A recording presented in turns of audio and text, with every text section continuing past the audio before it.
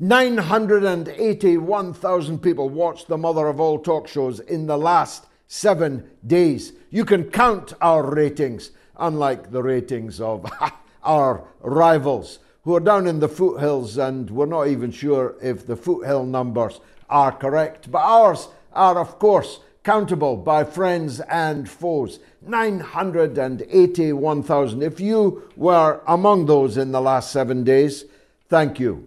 And don't make me read out a 6-figure number again. Next week, it has to be a 7-figure number, okay? That means 19,000 of you have got to bring one other viewer. That's all. That's all I'm asking. We're running a big poll this evening. Which NATO leader was more responsible for the invasion of Iraq? Of course, both were.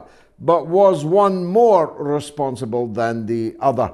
It's A, George W. Bush, B, Tony Blair.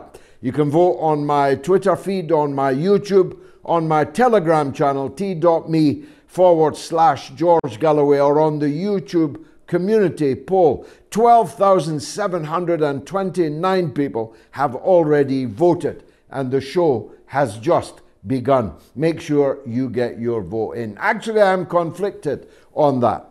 The president's brain being missing, Tony Blair, Oxford educated at our expense, functioned as the president's brain. That must give him a shout for being the more responsible, because if he was the brain, what was George W. Bush? Well, I'll let you work out that anatomical detail for yourselves.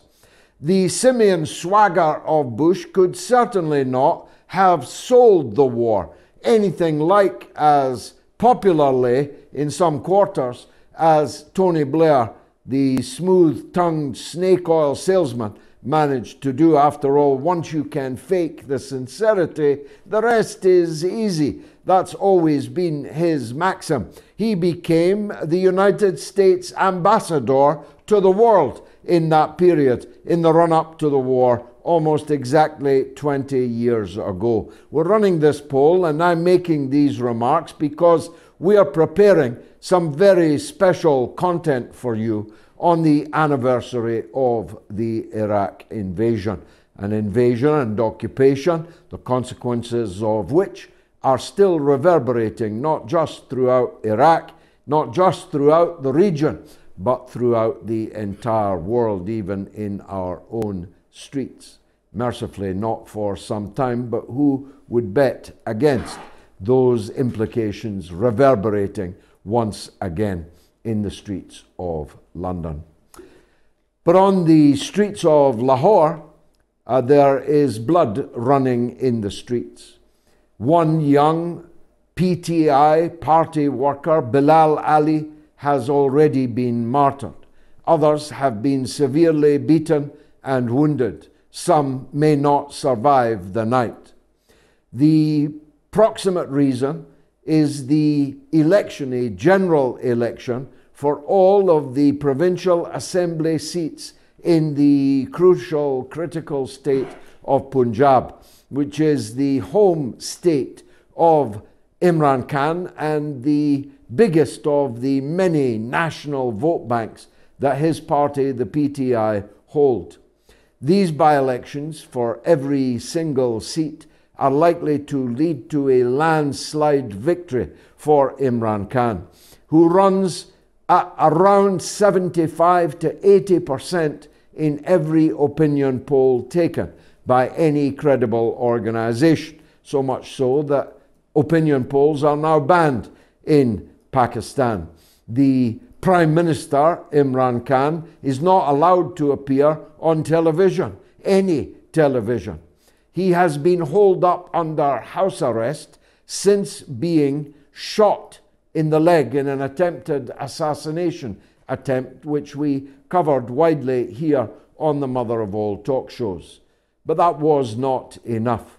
Fearing a landslide Punjab victory for Imran Khan, the regime, the imported puppet regime installed by the United States of America, the State Department, the ambassador to Islamabad, and of course ultimately the White House of Joe Biden itself has decided that Imran Khan must not live.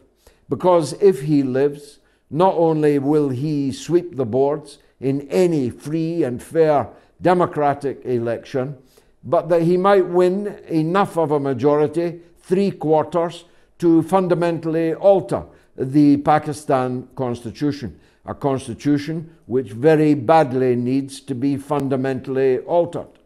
And then, of course, there's the possibility that he will seek to hold to account all those exiled politicians who had run away from Pakistan, were living in exile on their ill-gotten gains looted from the poor people of Pakistan. The government that was installed by the US read like the front page of the Police Gazette, like a wanted poster. The Prime Minister himself was wanted for gigantic financial malfeasance, but he's still the so-called Prime Minister because the US could not find anybody else to install instead of the popular leader Imran Khan. And so the proximate cause of tonight's events is an election, but the real cause is the need to rid themselves of this turbulent priest, Imran Khan. As I've said many times before, I'm not his party man. I have not been traditionally a supporter of the PTI, but I am a supporter of justice and I am a supporter of democracy. Indeed, I have been decorated with the highest civil award in Pakistan for my work in the 1980s, for the movement for the restoration of democracy in that country. So I didn't face General Zia-ul-Haq working underground with the MRD in order to sell the idea of democracy to the Americans, just because Imran Khan, rather than Benazir Bhutto, was this time the victim. The victim stands to be arrested, you may say. He'll only be taken to prison, you may say. But if you said that, you'd be a fool. Because if Imran Khan disappears behind bars in the dungeons of the puppet government in Islamabad, you will never see him again. And that would be a catastrophe, not just for Imran Khan, for his family, for the 3/4 of the people of Pakistan who support him. It would be a catastrophe for the region. It would be a catastrophe for the world. Pakistan is a gigantic country with hundreds of millions of people in it and with a fleet of nuclear weapons. Instability, turmoil, chaos, bloodshed, civil war in Pakistan would be a clear and present danger to the world. And I say to the British government, including to Zach Goldsmith, the former brother-in-law of Imran Khan, who's a minister in the British Foreign Office, you better pull your finger out and use your influence and, yes, power in Pakistan to bring this situation under control, to save the life of Imran Khan, not just because that's right in itself, but because the consequences of Imran Khan being killed in jail in Pakistan are too awful to contemplate for all of us. Matt Hancock and Boris Johnson and the chief lieutenants of the medical industrial complex who have been unveiled by the heroic publishing effort of the Daily Telegraph, publishing stolen goods, publishing stolen documents in the public interest, just like Julian Assange is facing extradition to the United States and 174 years in a supermax prison for doing. Why don't you make that connection, Mr. Daily Telegraph? Nonetheless, I commend you. You and Isabel Oakeshott. I say to Richard Tice again, don't give that woman your telephone. I have reason to caution you, even before Matt Hancock found out that while she was ghostwriting his book, She was going through his WhatsApp messages and has now plastered them across the front page of the newspapers. And it's a good thing that she did, because what she has done is reveal the chaos and the mendacity of the leaders of the British government when it came to the lockdowns from 2020 onwards. These lockdowns were judged by more than 20,000 voters on here just last Sunday to have been a disaster, to have been unnecessary, to have been badly implemented in entirely the wrong way. But we are still suffering the after effects of the British government's disastrous handling of the pandemic, of the lockdowns and all that came from them. Our economy may never recover. Millions, many millions of British people may never recover their mental health or their physical health that was sacrificed at the altar of a gigantic scare story to scare the pants off the British public. Not my words, the words of the then Health Secretary, Matt Hancock. Pretty soon he's going to wish he was back in that jungle, because he's tied to a tree now and all of his enemies are coming towards him. So desperate is the United States of America to avoid the consequences of Seymour Hersh's devastating journalistic expose of the American and Norwegian role in the blowing up of Germany's vital national infrastructure, costing well over 20 billion euros and polluting the sea and the atmosphere with methane forever in a gigantic, incredible explosion, is now being blamed on a group of Ukrainians on a yacht. It was 200 meters under the sea. It was encased in 2-inch thick concrete. It would have taken a major, significant military national power to blow up that pipeline. To blame it on a Ukrainian oligarch on a sailing boat with amateur divers is simply preposterous. And the fact that the Americans expect you to believe it, the fact that the government of Germany appears to believe it, is almost beyond comprehension. Luckily, it's being laughed loudly, ribaldly around the world out of court.